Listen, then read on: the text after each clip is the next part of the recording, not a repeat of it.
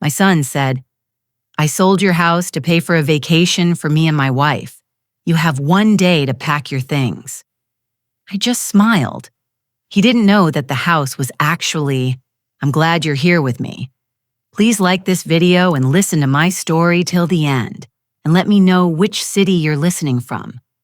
That way, I can see how far my story has traveled."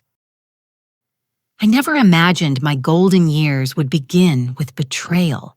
For 37 years, I'd lived in the same 2-story colonial house on Maple Street, where I'd raised Brian, where his father and I had celebrated countless Christmases, where every creaking floorboard held a memory. After Tom passed 5 years ago, the house became both my sanctuary and my burden. Too big for one person, perhaps, but filled with a lifetime I wasn't ready to abandon.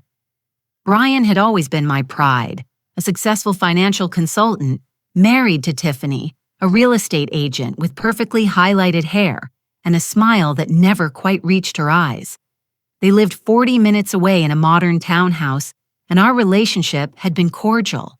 Sunday dinners, once a month birthday calls, the usual dance of adult children with busy lives. But 6 months ago, something shifted. It started small. Brian began asking questions about the house, questions that seemed innocent at first. "Mom, have you thought about downsizing? This place must be expensive to maintain. Wouldn't a nice apartment be easier?" I'd laugh them off, changing the subject to his work, his life, anything else. Then the visits increased. Brian and Tiffany would drop by unannounced. Tiffany's sharp eyes assessing every room like she was already measuring for new furniture. She'd comment on the outdated kitchen, the inefficient heating system, how much the property taxes must cost. I felt scrutinized in my own home like a specimen under glass. "We're just worried about you, Margaret," Tiffany would say, her voice dripping with false concern. "A woman your age, all alone in this big house. What if you fall? What if something happens?" I was 68, not 90. I still gardened, drove myself to book club, volunteered at the library twice a week. But they spoke to me like I was already senile, already helpless. The phone calls became more frequent too. Brian would call late at night, his voice tight with what he called concern. Had I considered a reverse mortgage? Had I updated my will? Did I have a health air proxy? Questions that felt less like care and more like inventory. Then came that Tuesday afternoon in October. I was in my garden deadheading the last of the autumn roses when I heard the car pull up. Brian's silver sedan. He climbed out alone. No Tiffany this time. And I felt something cold settle in my stomach at the expression on his face. Not concern, not worry, something harder, something final. "Mom, we need to talk." He didn't wait for an invitation, just walked past me into the house. I followed him inside, wiping soil from my hands, trying to calm the sudden racing of my heart. What had I done to deserve that tone? That look he stood in my living room where I'd rocked him as a baby, and the words came out flat rehearsed like he'd practiced them. "I sold your house to pay for our vacation. You have 1 day to pack your things." The world tilted. I actually gripped the back of Tom's old armchair to steady myself. "You what, Tiffany and I have been planning a trip to the Maldives for our 10th anniversary. We deserve it after everything we've been through." He said it like it was obvious, like it was reasonable. "The sale closes tomorrow. The new owners want to move in by the weekend." My mouth opened, but no sound came out. How could he? When did he? "Don't make this harder than it needs to be." Brian continued, his eyes avoiding mine. "We found you a nice assisted living facility. 1 bedroom, all utilities included. You'll be much happier there. Safer. Safer."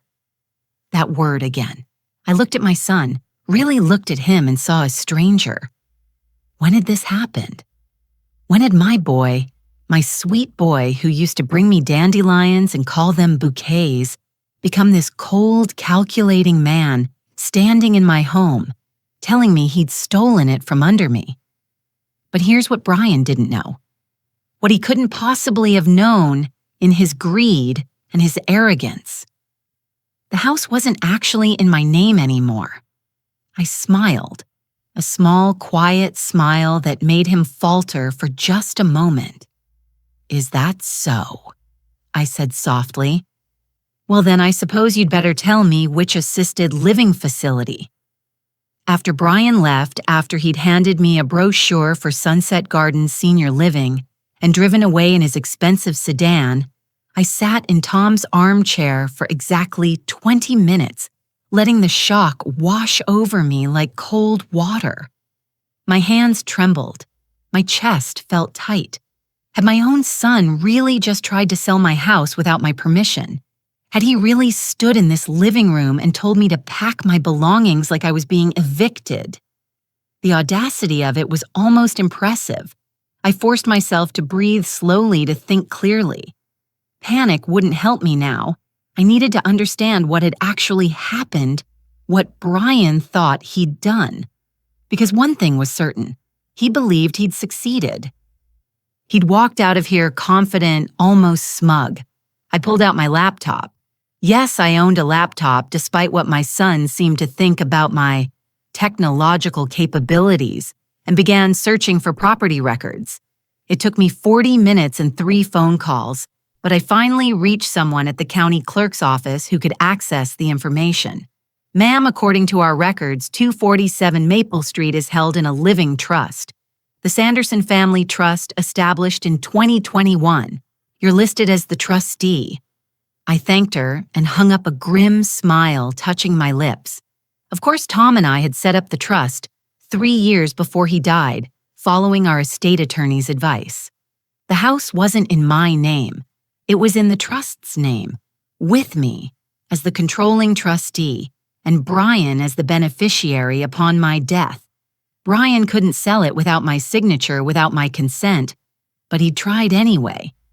Had he forged documents? Had he lied to a buyer? Or was this all an elaborate bluff to frighten me into signing the house over? I needed to know more. I needed evidence. That evening, I did something I'd never done before. I called Brian's colleague, Robert Chen, whom I'd met several times at company events. Robert had always been kind to me, respectful. If anyone might give me honest information, it would be him, Mrs. Sanderson.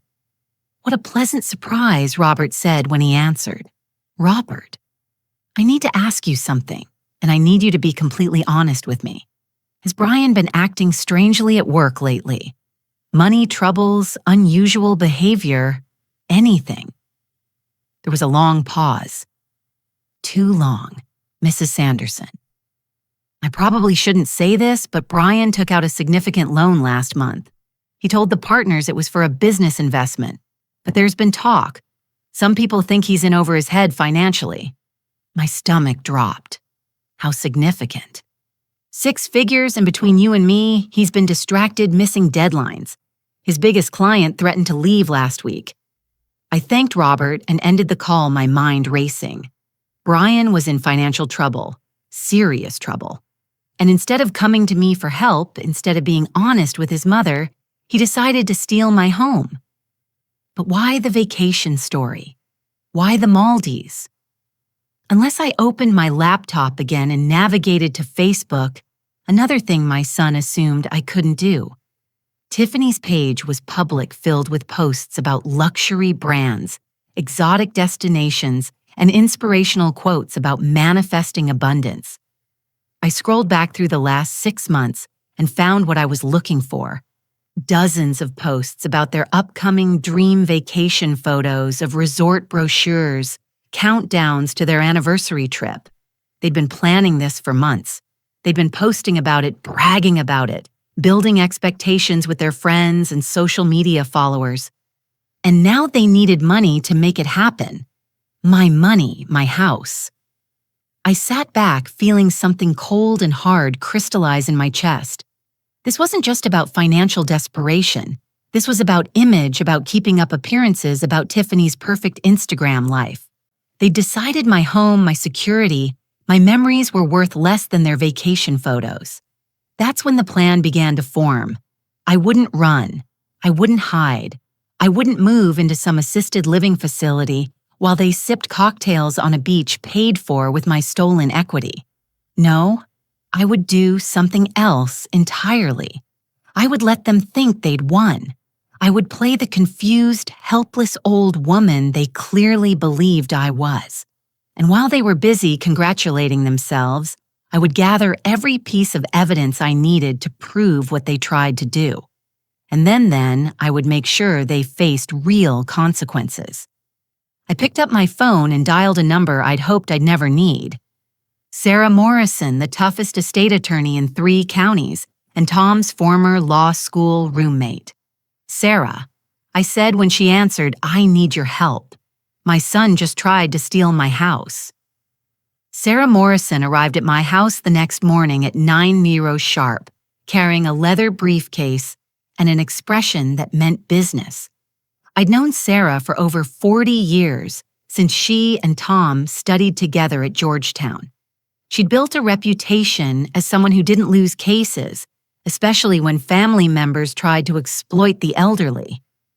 Tell me everything, she said, settling into the same armchair where Brian had delivered his ultimatum, just 24 hours earlier. I walked her through it all. Brian's increasingly intrusive questions, Tiffany's assessments of my property, the late-night phone calls, and finally the bombshell announcement about selling the house. Sarah took notes, her jaw tightening with each detail. Do you have any documentation, texts, emails, recordings? I shook my head.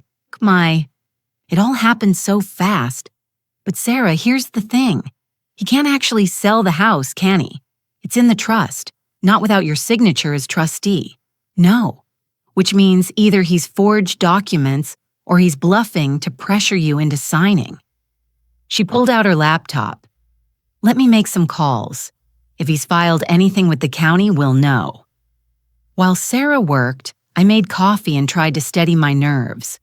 What would Brian do when he realized I hadn't packed, that I hadn't left?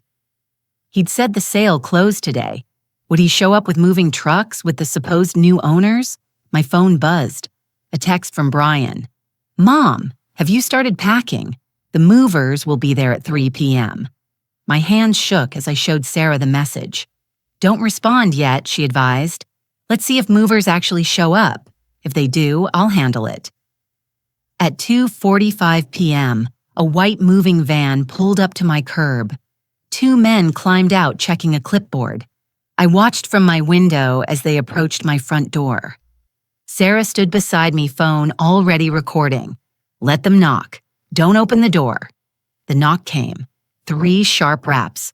I stood frozen, my heart hammering. Mrs. Anderson, we're here from Reliable Movers. Your son Brian hired us to help with your relocation. Sarah opened the door, her attorney face firmly in place. Good afternoon, gentlemen. I'm Sarah Morrison, Mrs. Sanderson's legal counsel. Can I see your work order? The men exchanged confused glances. The older one handed over a sheet of paper. Sarah examined it carefully, then looked up with steel in her eyes. This work order was placed by Brian Sanderson, but he has no legal authority to initiate a move from this property. The house is held in a trust with Margaret Sanderson as the sole trustee. I'm afraid you've been hired under false pretenses. But Mr. Sanderson said his mother agreed to move. He said she was going into assisted living. Mrs. Sanderson has agreed to no such thing. In fact, she had no knowledge of your company being hired. Sarah handed back the paperwork. I'd suggest you contact Mr. Sanderson for payment because you won't be moving anything from this address today. The movers left confused and clearly annoyed. As their van pulled away, another car arrived. Brian's sedan with Tiffany in the passenger seat. I watched my son climb out of the car, his face already red with anger. He must have gotten a call from the moving company. Tiffany followed her expression sharp and calculating. Sarah stepped onto my porch before they could reach the door. Mr. Sanderson, Mrs. Sanderson. I am Sarah Morrison, representing Margaret Sanderson. I need to inform you that any attempt to remove property from or claim ownership of this house without Mrs. Sanderson's written consent constitutes attempted fraud and elder abuse. Brian's face went white. Who the hell are you, Mom? What is this? I appeared in the doorway behind Sarah, feeling stronger than I had in months. Sarah is my attorney, Brian, and she's here because you tried to sell my house without my permission. I was helping you. Brian's voice rose, his composure cracking. You can't take care of this place anymore. You're putting yourself in danger. That's not your decision to make, Sarah said coldly. Mrs. Sanderson is of sound mind, perfectly capable of managing her own affairs. What you've attempted here is illegal. Tiffany grabbed Brian's arm, whispering urgently, but he shook her off. I'm your son. Everything you have should be mine anyway. You're just being selfish holding on to this house when we need. He stopped abruptly, realizing what he'd almost said. When you need what, Brian? I asked quietly. Money. Money for your Maldives' vacation. Money to cover the 6-figure loan you took out at work. His eyes widened. How did you... I may be 68, but I'm not senile. I can still make phone calls. I can still do research. I stepped forward, feeling decades of motherly patience crystallizing into something harder. You tried to steal my home to fund your vacation. You were willing to make me homeless for a beach resort. Mom, that's not. We were going to take care of you. The assisted living place is nice. A 1-bedroom facility where I'd lose my independence, my memories, my entire life. While you and Tiffany post Instagram photos from the Maldives paid for with my house. Tiffany's mask finally cracked. Maybe if you weren't so stubborn about accepting help, we wouldn't have had to. Had to what? Sarah interrupted. Commit elder fraud. Because that's what this is, Mrs. Sanderson, and I have everything documented now. Brian and Tiffany stood on my walkway, their plan shattered, their desperation visible. For just a moment, I saw fear in my son's eyes. Fear of consequences, of exposure, of everything unraveling. Good. Let him be afraid. I'd been afraid for 24 hours. Now it was his turn. Sarah's plan was simple, but thorough. Document everything. File a formal complaint with the state's Adult Protective Services and initiate a cease and desist order, preventing Brian from making any claims about my property or well-being. But first, we needed concrete proof of his attempted fraud. The moving company will provide testimony, Sarah explained over coffee the next morning. But we need to establish his motive. The financial records would help. I had an idea where to find those records. For years, I'd been the co-signer on Brian's first credit card from when he was in college. He'd never closed that account, probably forgot it existed. And as a co-signer, I had legal access to the statements. 3 days later, the documents arrived. My dining room table became a war room covered with bank statements, credit card bills, loan applications. The picture they painted was devastating. Brian and Tiffany were drowning in debt. Designer clothes, luxury cars, that expensive townhouse, all financed on credit. The 6-figure loan Robert had mentioned was just the latest in a series of desperate attempts to maintain their lifestyle. And there, buried in the credit card statements, a $47,000 payment to Tropical Dreams Luxury Resorts Maldives package. They'd already paid for the vacation, money they didn't have, money they desperately needed to recoup. My money. I was photographing the evidence when my doorbell rang. Through the window, I saw Brian's car and behind it a vehicle I didn't recognize. A man in a suit stood beside Brian on my porch. Sarah, who'd become a permanent fixture in my guest room, answered the door. Mrs. Morrison. Brian said, his voice tight and controlled. This is my attorney, James Kirkland.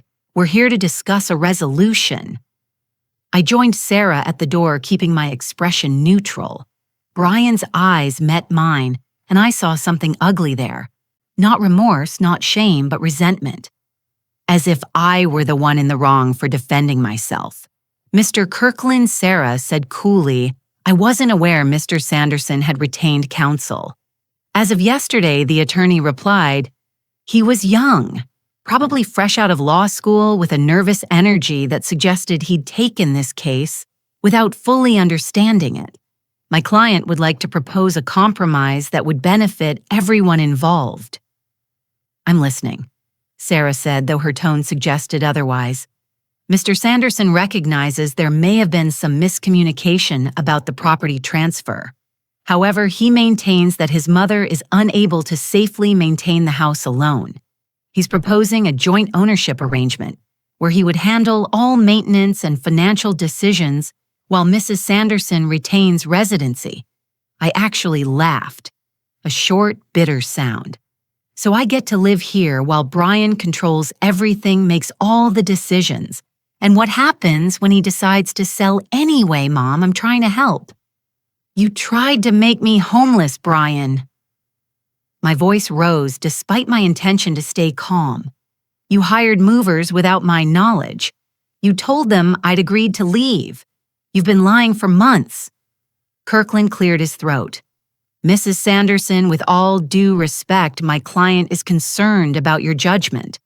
This resistance to reasonable help suggests what Sarah's voice cut like a knife, that a competent 68-year-old woman who gardens volunteers, maintains her own home, and manages her own finances is somehow incompetent because she won't let her son steal her property. Nobody is stealing anything, Brian snapped. I'm your only child, Mom. This house will be mine eventually anyway. I'm just trying to help you transition to assisted living. I don't need so you can access my home equity for your vacation. I pulled out my phone and showed him a photo of his credit card statement, the Maldives payment clearly visible. I know about the resort, Brian. I know about all of it. The color drained from his face. Tiffany, who'd been waiting in the car, must have sensed trouble because she suddenly appeared behind the attorneys. Her expression panicked. You've been spying on us, Brian's voice shook with rage. Going through our private financial records? Records I'm legally entitled to access as a co-signer. Records that show exactly why you need money so desperately. Kirkland's professional demeanor cracked. Mr. Sanderson, you didn't mention. It's not relevant. Tiffany interrupted, her voice shrill. Margaret, if you loved your son, you'd want to help him. You'd want him to be happy. That house is too much for you anyway. Everyone can see that. We're your family, your only family. Are you really going to choose some lawyer over your own son? The manipulation was so transparent, so calculated, that I felt something cold settle over me.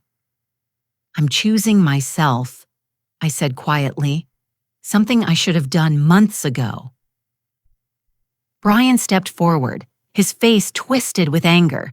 You stubborn old woman, you're going to regret this. We'll prove you're incompetent. We'll get guardianship. You'll what Sarah's voice was dangerously soft. Threaten a senior citizen in front of witnesses. Add that to the attempted fraud charges. Kirkland grabbed Brian's arm. Mr. Sanderson, I strongly advise you to stop talking.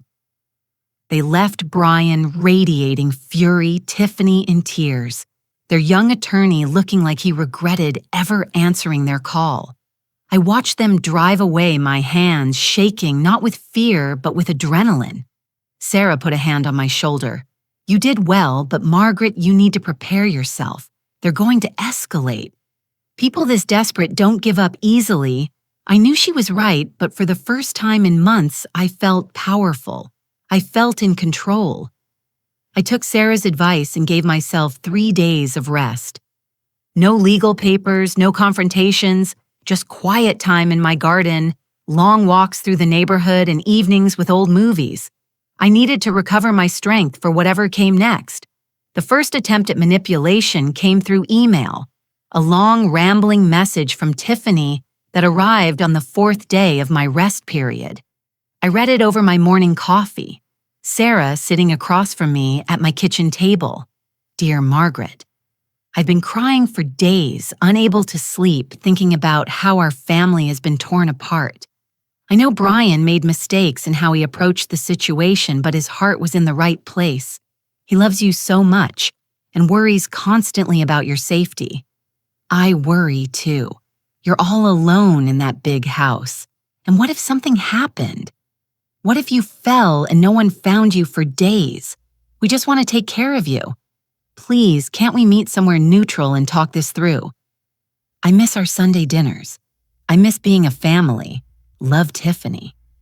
I set down my phone and looked at Sarah. She's good. I almost feel guilty. That's the point, Sarah said dryly. Classic manipulation. Guilt, fear, isolation. Notice how she takes no responsibility but paints herself as the victim. I forwarded the email to Sarah's professional account for documentation and sent a brief reply. Tiffany, I'm open to reconciliation, but only after legal matters are resolved and genuine apologies are made. Margaret, the response came within minutes. Legal matters. Margaret, we're family.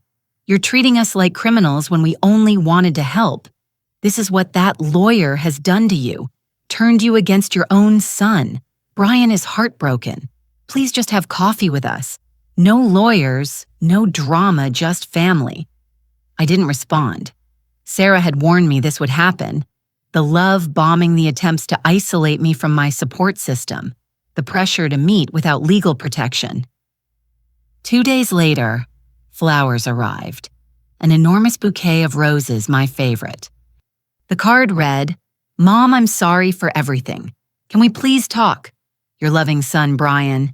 I put them in water. They were beautiful after all. But I didn't call.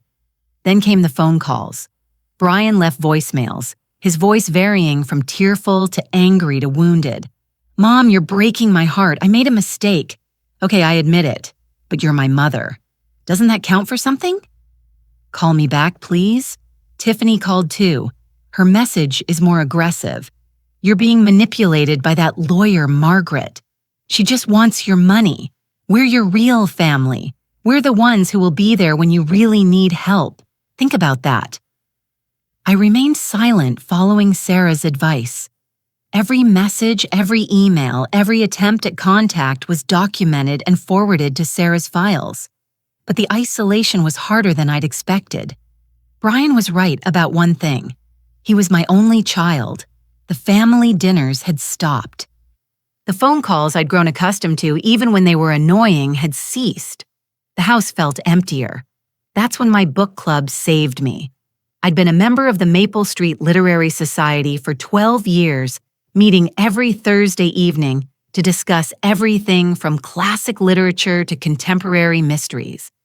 I'd been quiet about my family troubles, but the week after the flower delivery, something broke in me. Margaret, you seemed distracted, Helen Pritchard observed as we discussed our current selection. Is everything all right? And I told them. Everything, the attempted fraud, the lawyers, the manipulation, the loneliness. I half expected judgment, but what I received instead was something far more valuable. Oh, honey, my nephew tried something similar with his mother. In-law Clara Jennings said, her eyes fierce behind her reading glasses. You're doing exactly the right thing. Don't let them guilt you. My daughter went through this with her ex-husband. Patricia Moore added, the manipulation tactics, gifts, tears, anger, they're straight out of the abuser's playbook. Helen squeezed my hand. You're not alone, Margaret. We're here. Whatever you need. Over the next week, my book club became my fortress. Helen, a retired nurse, came by twice to check on me, bringing homemade soup and staying for tea. Clara, whose husband had been a police officer, gave me practical advice about home security and documentation.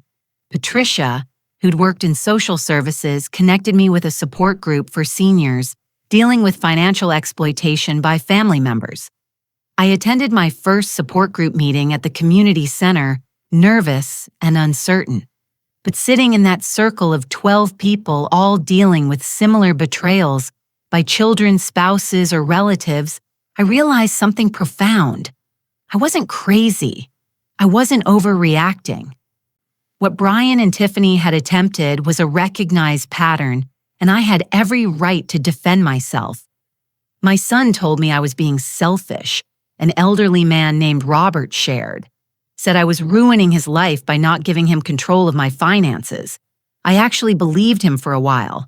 Mine told me she'd put me in a nursing home if I didn't sign over my house. A woman named Dorothy said no one would visit me there. Their stories echoed mine, validated my experience, strengthened my resolve. When I returned home that evening, I found another email from Tiffany. This one shorter and colder. Your silence speaks volumes, Margaret. We've tried to reach out, tried to reconcile, but you've chosen that lawyer over your family. We won't beg anymore. Don't come crying to us when you're all alone. I read it without emotion, forwarded it to Sarah, and deleted it. I wasn't alone. I had my book club, my support group, my attorney, my community. Brian and Tiffany had tried to convince me that they were all I had, but they were wrong. And that knowledge made me stronger than I'd been in months. They came on a Sunday morning 3 weeks after their last attempt at contact. I was in my garden pruning the hydrangeas when I heard the car doors slam. 2 of them, Brian's sedan and another vehicle I didn't recognize. I stood slowly, tell-still in hand, and watched as Brian and Tiffany walked toward me, followed by an older woman I'd never seen before. They all wore carefully constructed expressions of concern like actors playing roles. "Mom," Brian said, his voice gentle, controlled. "We need to talk. Please just hear us out." I didn't invite them in. I stood in my garden dirt on my knees and waited. The older woman stepped forward, extending her hand. "Mrs. Sanderson, I'm Dr. Patricia Henshaw. I'm a geriatric care specialist. Brian asked me to assess your living situation, a doctor. They'd brought a doctor to declare me incompetent. I didn't agree to any assessment. I said calmly, 'Of course not.' 'And you don't have to,' Dr. Henshaw said smoothly.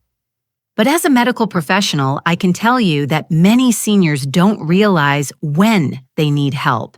The signs can be subtle. Forgetting to pay bills, neglecting home maintenance, isolation from family. I pay all my bills on time, my home is well maintained, and I'm not isolated." I looked directly at Brian. I'm surrounded by people who actually care about my well-being. Tiffany's mask cracked slightly. "Margaret, we're trying to help you. We brought Dr. Henshaw at our own expense because we're worried. Worried about your Maldives vacation being canceled." The words came out sharper than I intended. Brian's jaw tightened. "Mom, we've canceled the trip." "Okay, we canceled it because our family is more important than any vacation." I almost believed him. For just a moment, I saw the son I'd raised. The boy who'd cried when his goldfish died. The teenager who'd brought me coffee in bed on Mother's Day. But then I caught Tiffany's expression, a flash of resentment quickly hidden.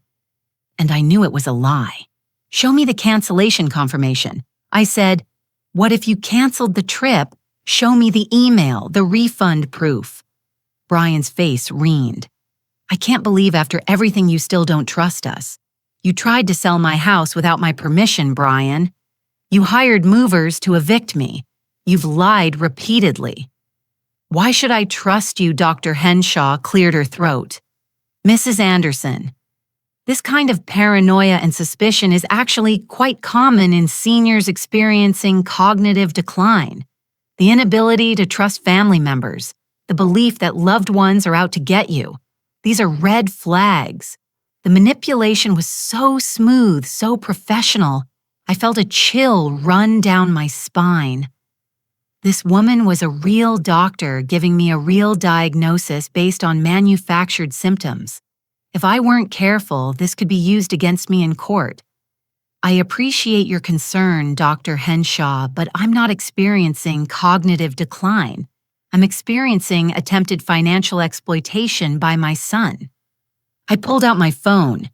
Would you like to see the documented evidence, the moving company work order, the credit card statements, showing the paid vacation? The doctor's professional smile faltered. "You've turned our mother against us," Tiffany said, her voice rising. "With your lawyers and your accusations and your paranoia, we're trying to build a relationship here, trying to be a family, and you're treating us like criminals."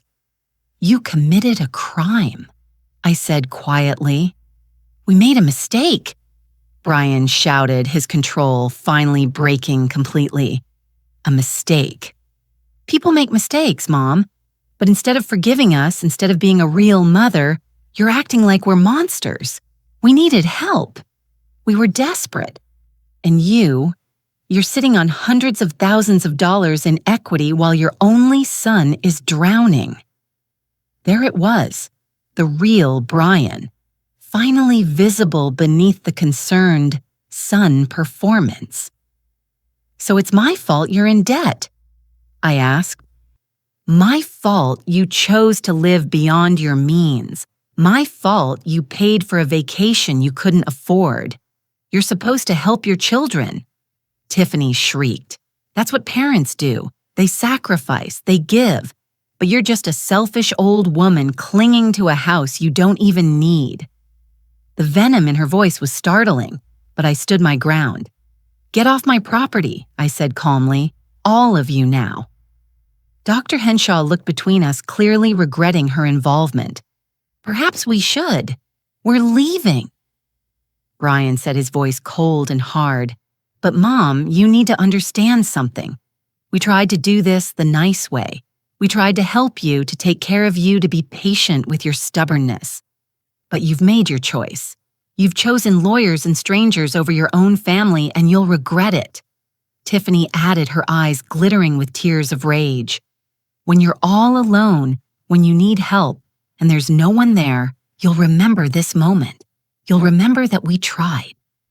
They turned and walked away, Dr. Henshaw hurrying after them, clearly uncomfortable. I watched them drive off my hands, shaking, not with fear, but with anger. I walked back into my house and called Sarah immediately. They brought a doctor to declare me incompetent. I told her, my voice steady despite the adrenaline, but I stood my ground. I didn't let them in. I didn't engage beyond what was necessary. Good Sarah said. "Margaret, they're getting desperate, which means we're winning. But it also means they might do something drastic. I want you to consider installing security cameras." "Already done," I said, surprising myself with how prepared I felt. "Helen's son-in-law installed them last week. I have footage of the entire encounter." Sarah laughed a sound of pure approval. "You're going to be just fine, Margaret. Better than fine." After I hung up, I sat in Tom's armchair and let myself feel everything. The fear, the anger, the sadness of knowing my son had become someone I barely recognized. But underneath it all, stronger than everything else, was determination. They'd tried to break me. Instead, they'd made me stronger. The summons came 6 weeks later. Brian was filing for emergency guardianship, claiming I was mentally incompetent and unable to care for myself. The hearing was scheduled for Tuesday, October 17th at the county courthouse. Sarah assembled our defense with military precision. We had bank records proving I managed my finances perfectly, medical records from my doctor showing excellent cognitive function, testimonials from my book club, the library where I volunteered, the support group, security footage of Brian's confrontations, the moving company's documentation, everything. They have nothing. Sarah assured me the night before the hearing, just allegations in Dr. Henshaw's cursory observation, which any judge will see through. But Margaret, be prepared. Brian will say terrible things. Tiffany will cry. They'll paint you as a tragic figure who can't see her own decline. I know I said, and I did. I'd spent 6 weeks preparing for this moment. The courtroom was smaller than I'd imagined, fluorescent lit and institutional. Brian and Tiffany sat with their attorney Kirkland, who'd clearly taken time to better prepare this case. They'd also brought Dr. Henshaw and 2 other people I didn't recognize, character witnesses probably. Judge Patricia Carmichael entered a black woman in her 50s with sharp eyes and no-nonsense demeanor. She reviewed the petition silently, then looked up. "Mr. Kirkland, this is a petition for emergency guardianship of Margaret Sanderson, age 68, filed by her son, Brian Sanderson. Please present your case." Kirkland stood his performance polished now. "Your Honor, Mr. Sanderson seeks guardianship of his mother out of deep concern for her well-being. Mrs. Sanderson is living alone in a large house she can no longer maintain. She's become increasingly paranoid, accusing family members of fraud, refusing reasonable help, isolating herself from loved ones. Dr. Henshaw will testify to observed signs of cognitive decline." Dr. Henshaw was called first. She described our garden encounter, carefully framing my reasonable questions as suspicion and paranoia, my documented evidence as obsessive record-keeping, my defense of my property as inability to accept necessary help. Then came the character witnesses. Brian's colleague, who testified that Brian was devoted to his mother and worried sick about her. Tiffany's sister, who claimed I'd changed in recent months, becoming hostile and irrational. Finally, Brian himself took the stand. "Mr. Sanderson, please describe your relationship with your mother," Kirkland prompted. Brian's performance was masterful. He spoke softly, emotionally, painting a picture of a devoted son watching his beloved mother deteriorate. He described the house too big for her to manage the isolation. She barely leaves home anymore, the refusal of help. She won't even discuss downsizing. And the incident with the moving company, Kirkland asked. "I made a mistake," Brian said, his voice breaking slightly. "I was so worried about her safety. I thought if I could just show her how much easier life could be in a smaller place, I shouldn't have acted without her explicit consent. I see that now. But it came from love, Your Honor. Pure love and concern. No mention of the Maldives, no mention of his death, no mention of his real motives." Then it was Sarah's turn. "Mr. Sanderson, you testified that you acted out of concern for your mother's safety. Is that correct?" "Yes. And yet you hired movers without informing her. Isn't that right? As I said, it was a mistake. A mistake that coincided with a $47,000 payment to a luxury resort in the Maldives." The courtroom went silent. Brian's face palled. We had a trip planned, but a trip you still have planned, correct? Your attorney stated you canceled it, but you're actually just postponed the dates, haven't you?" "That's not." Sarah produced the evidence. Prints of Tiffany's recent social media posts made just 2 weeks ago, showing up countdown posts for their rescheduled dream vacation. Screenshots of resort confirmation emails, credit card statements showing payment plans. "Your Honor," Sarah continued, "this isn't about concern for Mrs. Sanderson's well-being. This is about financial desperation. Mr. Sanderson is in significant debt." She presented the loan documents and attempted to access his mother's home equity to fund his lifestyle. She called me to the stand next. I spoke clearly, calmly, walking through my daily routine, my volunteer work, my book club, my financial management, my garden, my friendships.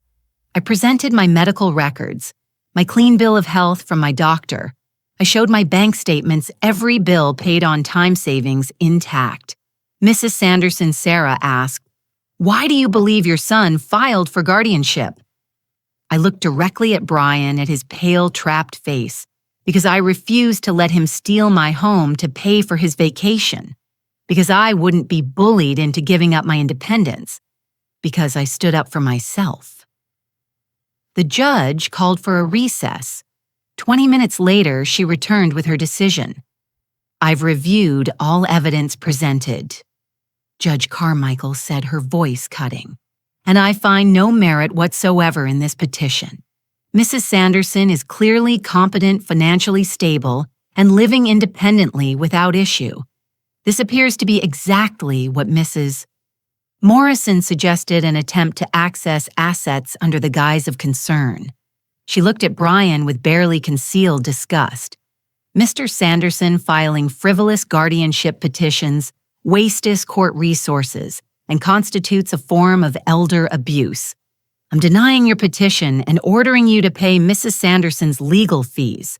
Additionally, I'm referring this case to Adult Protective Services for investigation into possible financial exploitation. Brian's face crumpled. Tiffany burst into tears, real tears this time of defeat and fury. Court is adjourned. I walked out of that courthouse with my head high, Sarah beside me, my freedom and dignity intact. I'd won.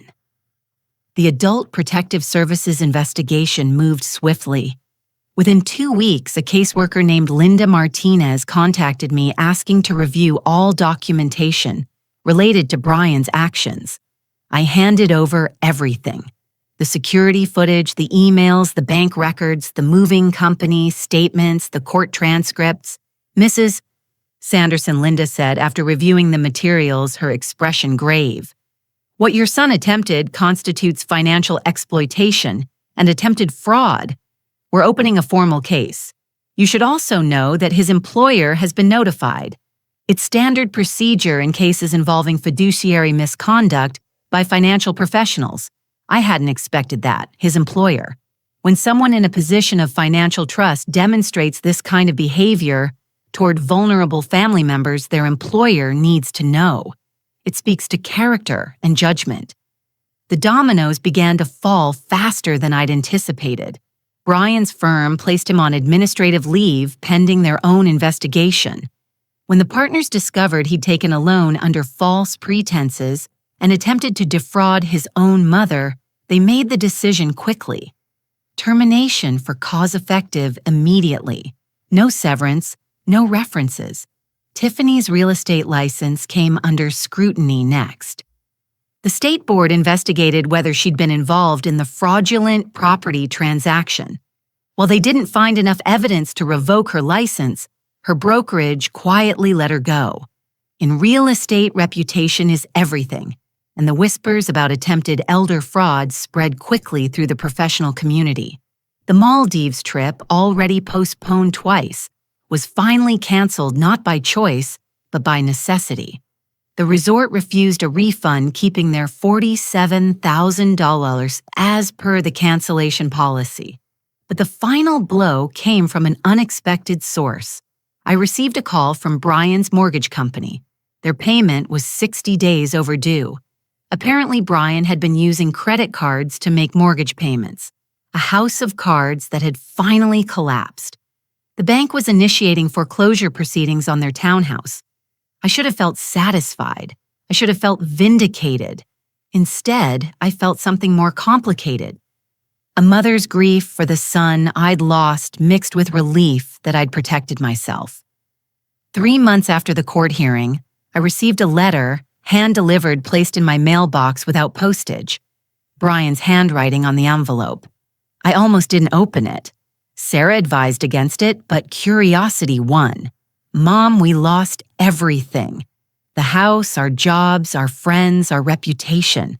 Everyone looks at us like we're criminals. Tiffany's parents won't speak to us. We're living in a rental apartment, barely making ends meet. I know you think I deserve this. Maybe I do, but I need you to understand. I never meant to hurt you. I was desperate, drowning, and I made terrible choices. I'm not asking for forgiveness. I'm not asking for money. I just need you to know that I'm sorry. I'm sorry for all of it. Brian, I read it twice, then filed it with the rest of the documentation. Sarah called me that evening with news. Margaret, Brian's attorney, contacted me. They want to negotiate a settlement. Brian will sign away any future claim to your estate, won't contest your will, and will agree to supervise visitation only in exchange for you not pursuing further legal action. What further legal action? You could sue for damages, emotional distress, legal fees, beyond what the judge ordered, attempted fraud. You'd likely win. I thought about it for exactly 3 seconds. Draw up the agreement, I said, but I want one more condition. Brian must complete a financial counseling program and provide proof of completion. If he's going to rebuild his life, he needs to learn to live within his means. That's very generous, Margaret. It's not generosity. It's making sure this never happens again. The agreement was signed 2 weeks later. Brian and Tiffany forfeited all claims to my property, agreed to supervise contact, only which I had no intention of initiating, and Brian enrolled in a court-mandated financial counseling program. I had my lawyer update my will.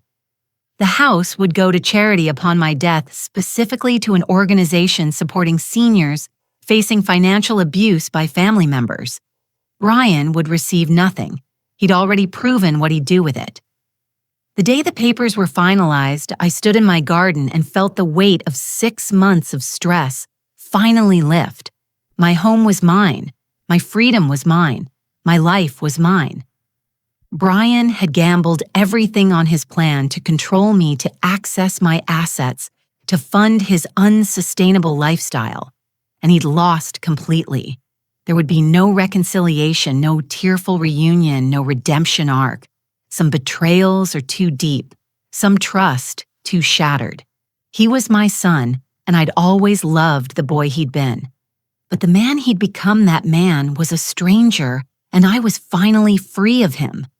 Life after the settlement was sweeter than I'd imagined. The house that Brian had tried to steal became my sanctuary in a whole new way. I'd fought for it, defended it, and now every room felt like a victory. I threw myself into the renovations I'd been putting off: new kitchen cabinets, updated bathrooms, a beautiful sunroom addition where I could read and watch the garden year-round. I used my savings, my money earned and saved over decades, to make the house truly mine again. The book club expanded. We started meeting twice a month instead of once, and I hosted regularly, filling my dining room with laughter, wine, and spirited debates about literature. Helen, Clara, and Patricia became more than friends. They became family, the kind that actually showed up, that cared without agenda. I took on more volunteer work at the library, eventually becoming the coordinator for their senior literacy program, teaching older adults to use computers to navigate the internet to protect themselves from scams, including financial exploitation by family members. I told my story anonymously at first, then openly as I grew more comfortable. The sessions filled up quickly.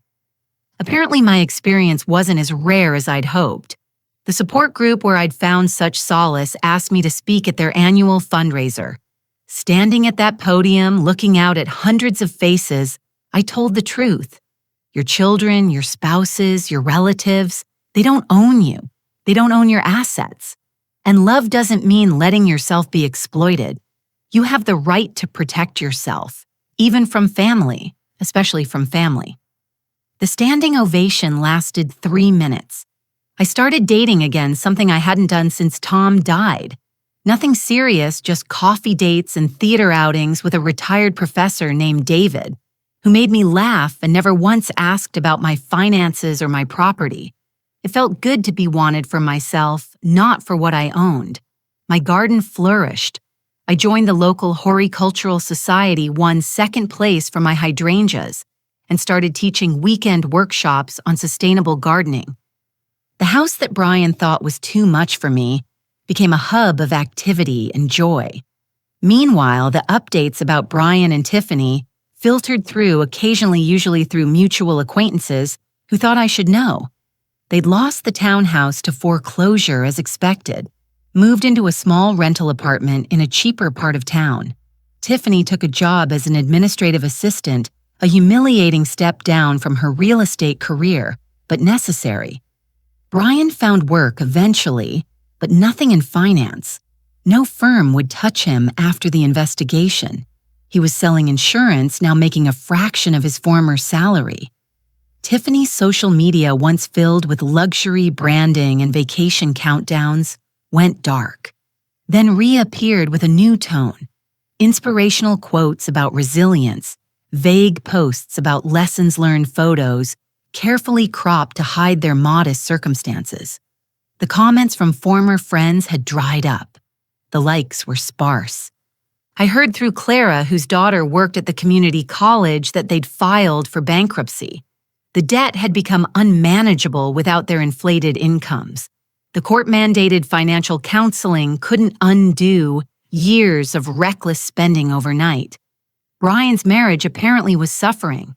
Clara had seen them at the grocery store arguing in the parking lot about which generic brand to buy.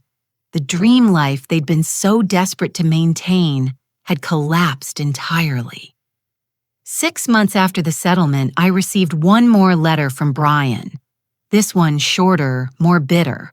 "Mom, I hope you're happy. I hope your house and your lawyer and your new life were worth destroying your only son. We're barely surviving while you live in luxury, but I guess that's what you wanted all along, to punish me for one mistake. Hope it was worth it." I didn't respond. There was nothing to say to someone who still, even after everything, saw himself as the victim. Instead, I did something I'd been planning for months. I contacted my estate attorney and finalized my legacy plan. Upon my death, the house would be sold and the proceeds would fund the Margaret Sanderson Foundation for Elder Financial Protection, providing legal assistance to seniors facing exploitation by family members. Brian would get exactly what he deserved: nothing. I framed the foundation documents and hung them in my office, right next to a photo of Tom and me on our wedding day. He would have approved, I thought. He'd always said I was stronger than I gave myself credit for. 1 year after Brian's attempted fraud, I hosted a garden party. 50 people came: book club members, library volunteers, support group friends, neighbors, David the professor, even Sarah and her family. We celebrated under string lights, eating catered food, drinking champagne, laughing until dark. Someone asked me if I ever regretted how things turned out with Brian. I looked around at my beautiful home filled with people who genuinely cared about me and smiled. "Not for a second," I said, and I meant it. So that's my story. My son tried to steal my home, and I fought back. Some people think I was too harsh, that families should forgive anything. Others say I should have been even tougher. What would you have done if your own child betrayed you like that? How far would you go to protect yourself? If my story resonated with you, please leave a comment. Share your own experiences. And if you want to hear more stories about standing up for yourself, even when it's hard, subscribe to my channel. Thank you for listening to my story. And remember, you're never too old to fight for what's yours.